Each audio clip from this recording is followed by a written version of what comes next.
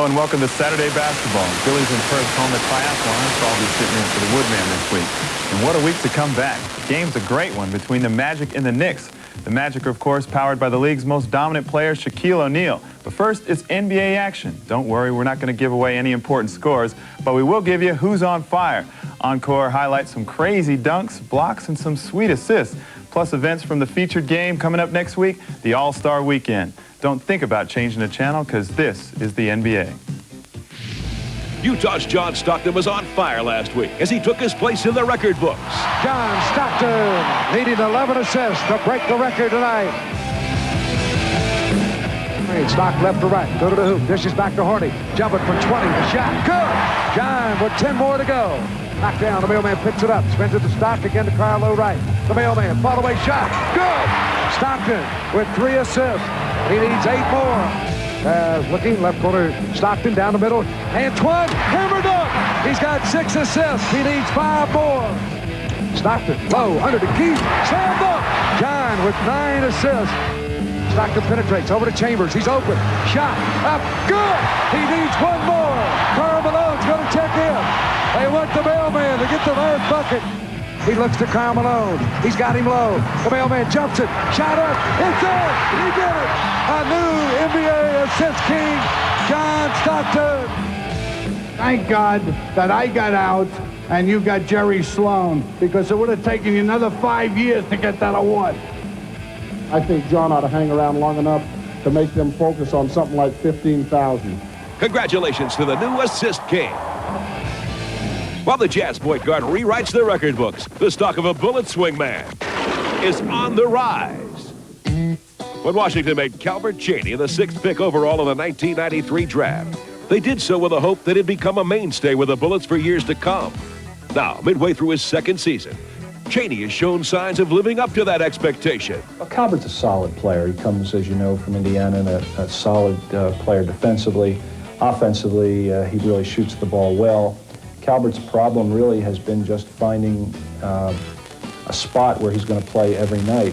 Like many rookies, Cheaney struggled at times with the transition to the NBA. Last year I went out there thinking, some games I'd be ready to play, and other games I wouldn't be. Gives to Cheaney. Hardaway went to the field and get it. Cheaney missed a dunk. You got to be mentally prepared every time you go out there on the floor. And this season, Cheaney's made the most of his opportunities. Injuries have opened up plenty of playing time at both small forward and shooting guard. He understands basketball. He said to me, well, tell me about Calbert Cheaney. Before I would maybe talk about specifics, I would talk big picture and say he's a very good basketball player. He defends. Blocked and stolen by Calbert Cheaney. What a play. He passes. He understands spacing. He's been well schooled. Reaping the benefits of his education, Cheaney's currently averaging over 16 points a game and is paying the Washington Bullets timely dividends. Calbert Cheaney appears to be a bullet that's right on target. Well, you can blindfold this next group of guys at NBA Encore, because they're connected on these no-look looks that have a way of finding their target. No-look pass and a brilliant feed to Alexander. Bud with plenty of time on the shot clock. Bud attacks the lane behind the back feed to Brian Grant. Double clutches up and in. Come on, guys, let's leave the real fancy stuff to Seattle's Gary Payton. Well, even he's got a long way to go to catch the maestro, Utah's John Stockton. Hey, now, passes are great, but you need somebody on the other end to send it home, like the Bullets' Mitchell Butler. Blocked by Hawkins, gets it back, drives the lane, and stuffs it down. Nearly stolen by Hardaway. Lang with the putback in impressive fashion by Ogman. Payton, look to Gill, slams it over Andrew Lang. Now, Dallas's Tony Dumas gives the Spurs a taste of what he'll be bringing to this year's slam dunk contest. Now, sometimes these high flyers, they get their heads in the clouds. And the NBA's big men have to show them just who's the best on the block. Bradley blocks Barcelona's and Sean Kemp. What a play by Rogers. But Portland's veteran Buck Williams says, I ain't just going to let the young guys have all the fun. Okay, now that leaves us with a few odds and ends. And believe me, some of the plays in the NBA can end up being pretty odd. Here's DeHaas for 3. Oh, it got stuck. Rice for 3. That's his first miss after making it. Oh, Kiker! Look what he found. Look at that. This is a good look for Cliff. Huh? Did that really go in? Rodman blocks the jam attempt, but it still goes anyway. Now an inside look at the events of All-Star Saturday night. Once again, the NBA's young stars will be on display in the rookie game. It's a chance for them to gain national exposure. All right, see if I can show a country who P.J. Brown is. And you know what, guys, let me tell you something. Every All-Star game I've ever played in, you start out and everybody's sort of feeling themselves along, and then it comes to a point in time so we want to win. Last season's contest was jam-packed with tremendous athleticism. And fittingly, the game was dominated by Orlando Magic star Anthony Hardaway. Penny scored 22 points in 22 minutes while capturing the game's MVP award. Penny Hardaway, what a star he is going to be. Yes, it is. Detroit rookie Grant Hill will skip the rookie game and play the regular All-Star game. The rookie field is headed by the top 2 draft picks. Well, it's an honor to be recognized as one of the top rookies in this league, and to play in this game is a dream come true. I'm put on the show, but on the same time, we got to win. I'm excited. I'm ready to go down there and just show the world what I can do. The slam dunk contest also gives players a chance to show what they can do. High-flying rookies have fared well recently by winning 3 of the last 4 contests. 1993 titleist Harold Miner missed last year's competition. If he's to recapture the crown, he'll have to soar above a field that includes returning champion Isaiah Ryder, who amazed the fans last year in Minneapolis. That dunk by Isaiah Ryder I don't know if I've ever seen a dunk like that before. That was awesome. And I guess now next year the game's in Phoenix, we got to get somebody who's a good dunker so we can steal it at home too. No sons are competing, but 2 rookies hope to steal the title from Miner. Dallas's Tony Dumas and Utah's Jamie Watson, who appears confident in his chances. I like to dunk. Pretty good athlete, so, it's just a matter of me getting in, trying some things, hopefully making my dunks. Other contestants include Antonio Harvey of the Lakers and Bucks All-Star Vin Baker, who made no predictions. Nah, I'm just going to go out there and, do some things, try to be creative with it. With Mark Price out of this year's AT&T long-distance shootout because of a wrist injury, a new 3-point champion will be crowned for the first time in 2 years. Dana Barros was last year's runner-up, and in his 3rd time in the competition, must be considered a favorite. He leads the league in 3-point field goal accuracy at 49%. Steve Kerr is the all-time leader in 3-point field goal percentage at 45%. He'll be making his 2nd trip to the AT&T long-distance shootout. Dan Marley will appear in the competition for the 2nd time in his career. He's attempted and made more threes than anyone in the league this year. Reggie Miller would try to rebound from a disappointing showing in 1993. This season, he became the first player ever to make 100 or more threes in 6 consecutive seasons. In his 2nd trip to the 3-point shootout, Glenn Rice ranks 9th in 3-point field goal accuracy this season. A talented newcomer to this event is Scott Burrell. I'm going to practice, make sure I try to get my rhythm down and try to prepare myself for taking the ball for rack and trying to make 25 for 25. The rifleman, Chuck Persons, made a name for himself as a sharpshooter for 9 years. And finally, Nick Anderson's one of only 7 players this year with more than 100 threes. Just a couple of last-minute changes for the All-Star weekend. Dikembe Mutombo will replace LA's Cedric Ceballos due to a torn ligament in his thumb. Milwaukee's Vin Baker is pulling out of the dunk contest to concentrate on his first All-Star appearance. After the break, more NBA action.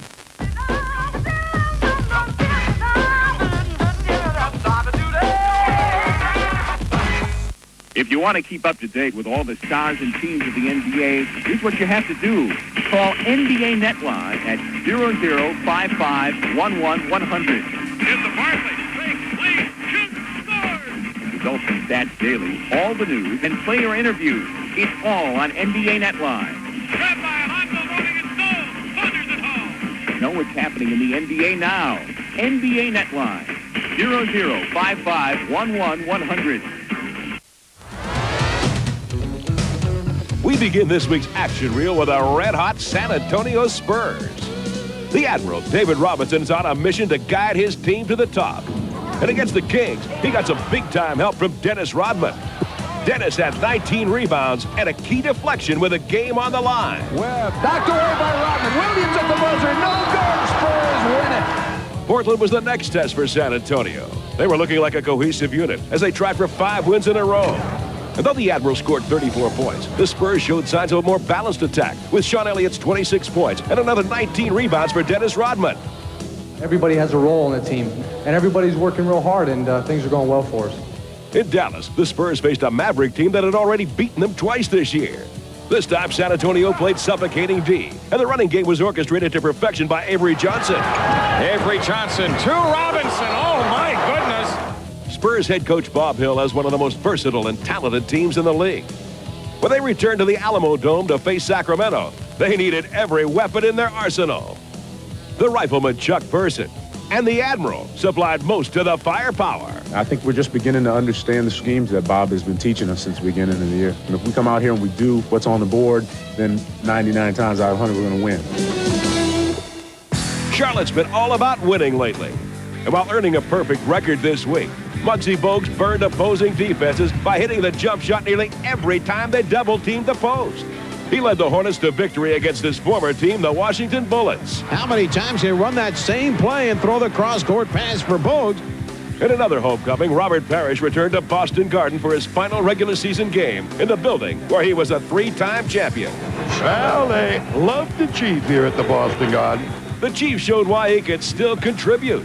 Gets it off and makes it. Charlotte's overall teamwork has been a key to their success this year. Hopefully we can continue this streak. I think that our team is starting to get continuity now, and hopefully we can maintain it throughout the season.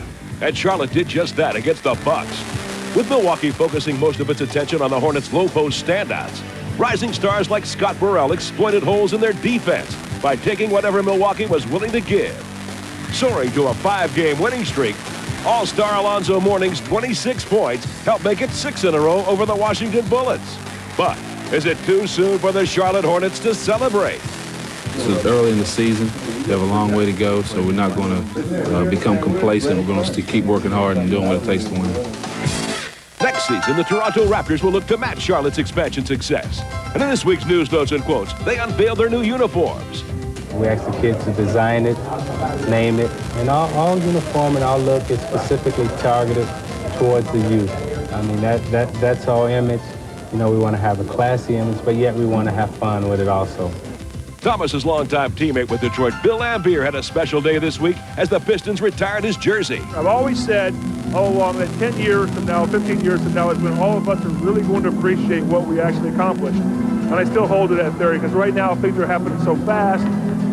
We're all doing many different things. When we all get together 10 years from now, we're going to tell some great war stories. The Cavaliers also raised a jersey to the Raptors. The number 22, worn for 7 seasons in Cleveland by forward Larry Nance. First of all, I would like to say that is awesome. This is what I've played basketball my whole career to accomplish. This is one of my goals, and it's up there, and I feel good about it. Elsewhere, the Boston Celtics acquired sharpshooting veteran Jay Humphries from the Utah Jazz. He's got some versatility. He plays the 2 positions. He gives us a little insurance at that spot. We're going to see if it works for us. In return, Blue Edwards rejoins a Utah team that ironically dealt him to Milwaukee for Humphries in 1992. His new coach, Jerry Sloan, was named IBM Coach of the Month as he led the Jazz to a 14-1 record in January.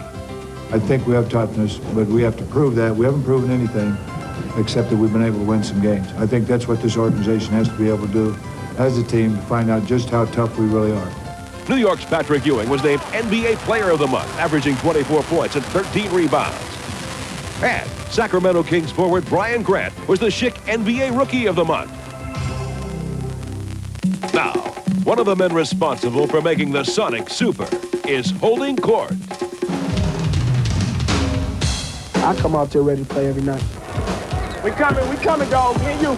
I'm in this league to make a statement on defense.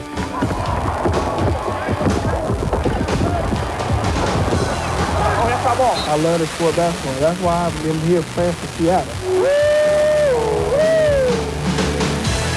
That's the goal is for me to be the defensive player of the year. I don't even care about anything else. You know, I pride myself on defense. Picked off by Payton. The glove is out. Taken away, stolen by Payton. On our team, I start all the defense because I'm out there on the ball. I'm hawking the ball. Coach Carl is dependent on me to get things started. Gary defensively does more things for us than most point guards do in a whole game. Is he our best player, most talented player? Probably not, but he is probably our key. Payton is serious not only about his defense, but also about the responsibilities of being the team leader. That's a lot of pressure on me. you know, because some days I might not come to the gym focused, but I have to always concentrate now that these guys are dependent on Gary Payton. And if I play well, we're going to play well. If I don't play well and we struggle, then it's going to be a hard task for us that night. Yep, I see. Now you go, now you go. Yeah, there we go. This year, I'm getting in my mind where I have to basically just say, hey, I got to come and play every night. 82 games, I got to be ready. And no one benefits more from Payton's play than his friend and teammate, Sean Kemp. He always tell me, hey, throw it up on the top of the roof and I'll go get it.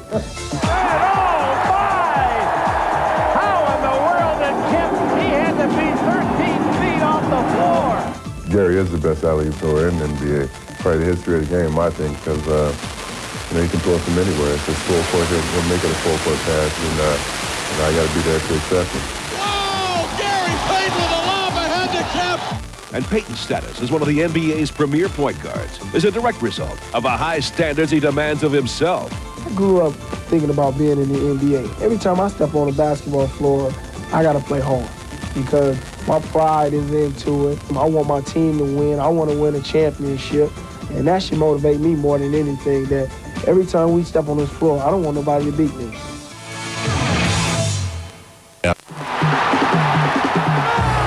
What do you get when you match up a team on the rise with a team starting their demise? Simply a battle from start to finish. The Magic certainly a team trying to establish dominance, currently holding the best record in the NBA. The New York Knicks are only one game short last year of the NBA title, but with virtually the same lineup, many question whether they can keep stride with the heavy hitters of the East. The Knicks travel to Orlando to play the Magic in our NBA Game of the Week.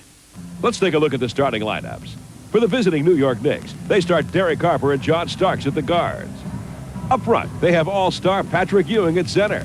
Patrick was the NBA Player of the Month for January.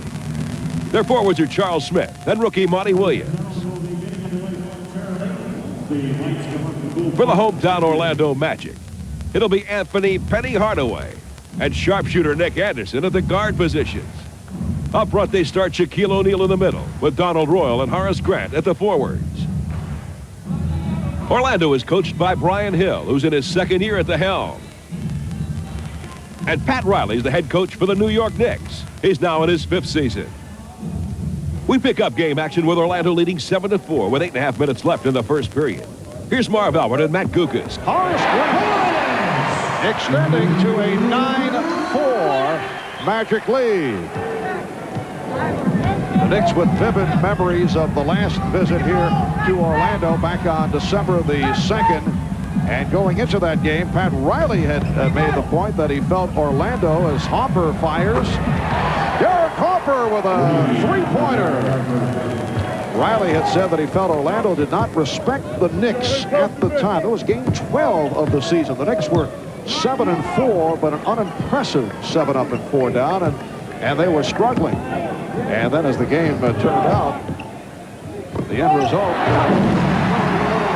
Horace Grant been a factor here in this opening quarter. Orlando leads 11-7. Well, Charles Smith's job is to help out on defense. He's going to be the double teamer when it goes into inside to O'Neal Hardaway, and he's been losing Horace Grant unnecessarily. Ewing has hit 3 of 4. He has 6 points, and Orlando leads by 2. The double team coming on O'Neal, pops it out for Anderson, who throws up the... from downtown. Well, that was not particularly a good pass by Shanks, made to alter by the approach of Charles Smith with the long arm. Nick did a good job of catching it, keeping his feet, and getting the shot off. The save by Royal. Harper on the intercept. So the Knicks get a new possession. Derek Harper has now hit 3-pointers in 20 straight games. Ewing for Williams. Hardaway off the steal. Orlando's hit 6 of 10 from the field here at the start. And the Knicks 4 out of 8. Shaquille trying to get inside. Back comes Harper. Around Hardaway. Challenges Royal. Goes to the reverse. Beautifully done by Derek Harper. At his best in the open floor, Derek has that little second gear where he can get in, knife through the defense, find the opening, and make the layup. Orlando by 3. We're halfway through the first quarter.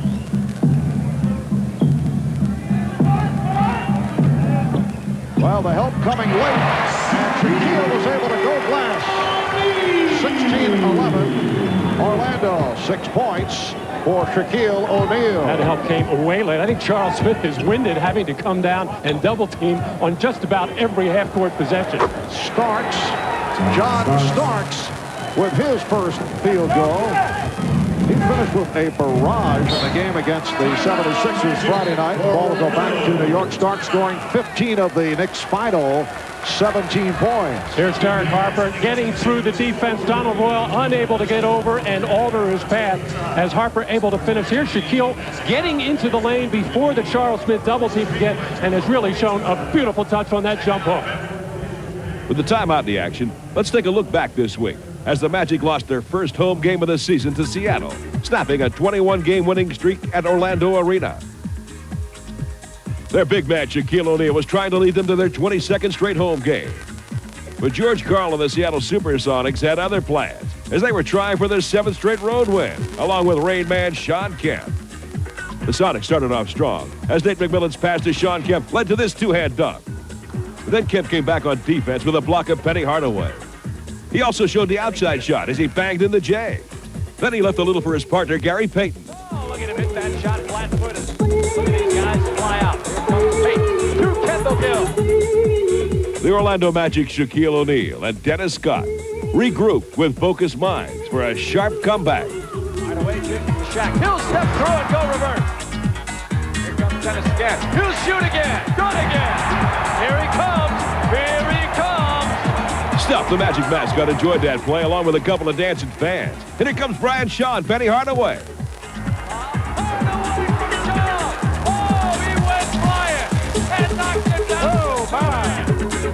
And Shaquille O'Neal wasn't through as he showed his quickness with this turnaround jumper. But it was George Karl's tough Sonics that pulled together with their quick defense that turned the game around. Kept the steal. Payton again. Yes! A great twisting acrobatic move. And Detlef Schrempf's good eye finds Kemp all alone under the basket. Schrempf, an unbelievably good pass. And the Sonics put a stop to the Magic's home winning streak at 21 with a 106-103 victory. No wonder the Magic are playing with such determination. Let's rejoin the game with Orlando leading the Knicks 18-15. Gorgeous penetration, and the Magic has a 5-point lead. And that drive is set up by the previous jump shot, but you have to give up the jump shot to Donald Royal and respect his ability to take the ball to the hole. Derek Harper with the touch again from downtown. That's his second three-pointer, and he has 8 points. Orlando 20, and the Knicks 18. Foul is called.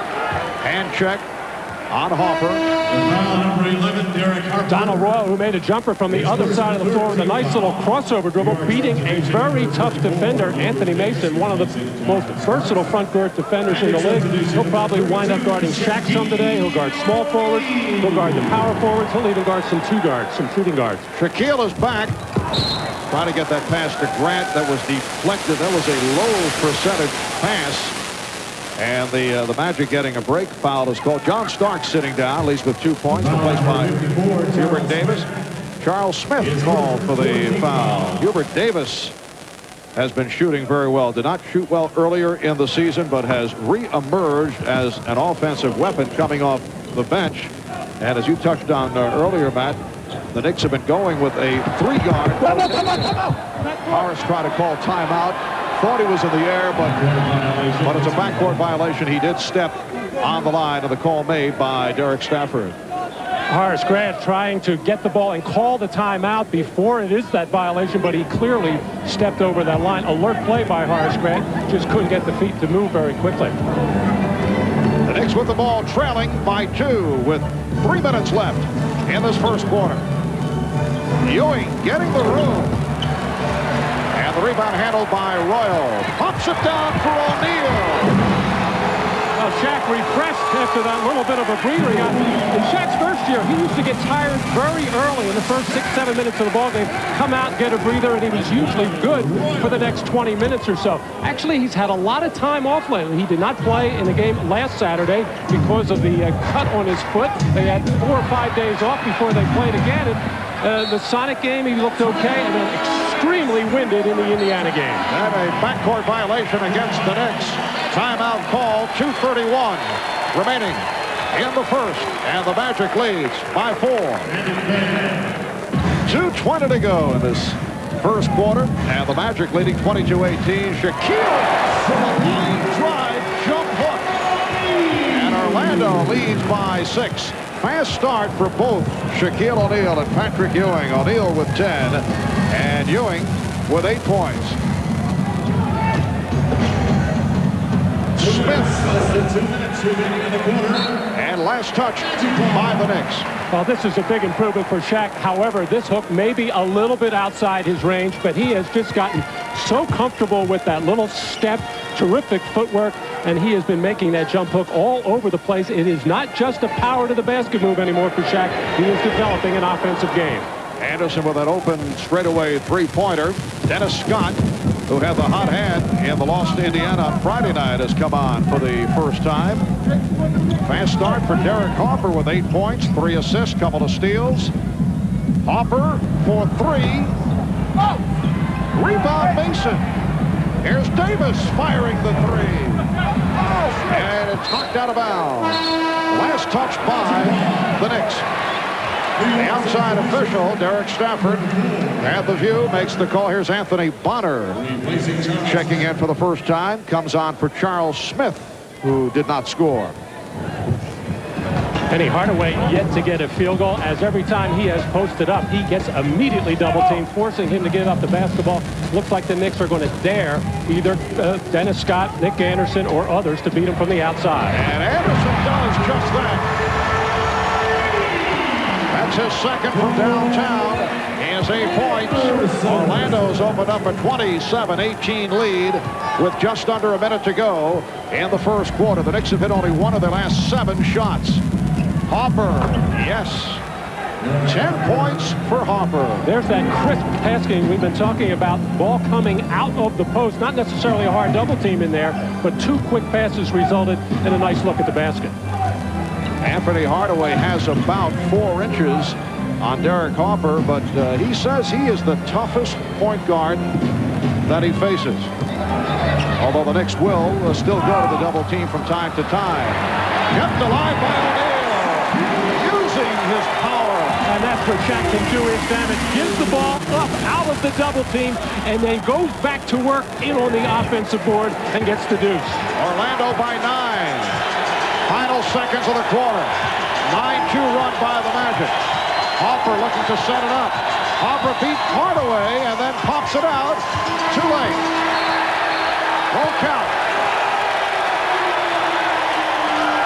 The crowd reacting to the performance by the Orlando Magic in this first quarter. Derek Harper had his way against Anthony Hardaway. Magic Nick game with the score 29-22 Orlando. There's 11.5 minutes to go in the second quarter. Here's Marv Albert and Matt Gukas. Orlando leads 29-22. Now Starks is guarding Hardaway, and they isolate Hardaway. Here's Scott for 3. Dennis Scott from way downtown. He was 14 for 19, 35 points Friday night against Indiana. Hit 5 of 7 from three-point land. Very dangerous shooter off the bench. Ewing stripped by Hardaway. Hardaway and Shaw combining. And Hardaway will go to the line. Foul called on Starks.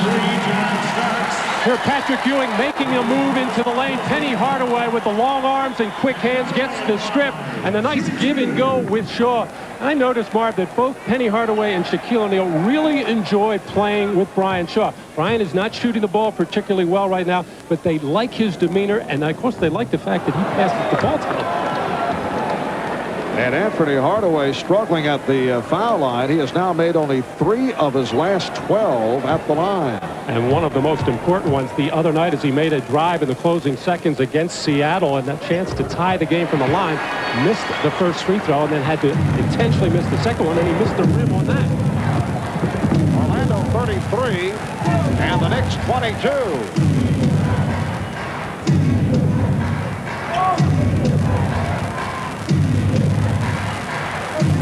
Horace Grant now guarding Patrick Ewing. Ewing forced it. He thought he was fouled. That probably called for more of a power move by Patrick Ewing in there as he had the smaller Horace Grant on him. Patrick looked confused. Scott! Dennis Scott has come off the bench to hit two from downtown. We saw this a couple of weeks ago, as did the Phoenix Suns, and Scott, who carried the Magic into the overtime. And Pat Riley wants to talk it over. The Magic 36, the Knicks 22. From the Knicks point of view, this is the worst possible start. This very similar to what happened in their last visit here, where they lost by 25 points, got nothing going offensively, and then it turned into a jump shooting festival. Mason can't hit. Rebound Ewing. Yes. So Patrick Ewing with 10 points, and the Knicks are down by 12. Well, the Knicks came out and looked like they were thinking too much, too worried about what the Magic were doing. Consequently, last week we saw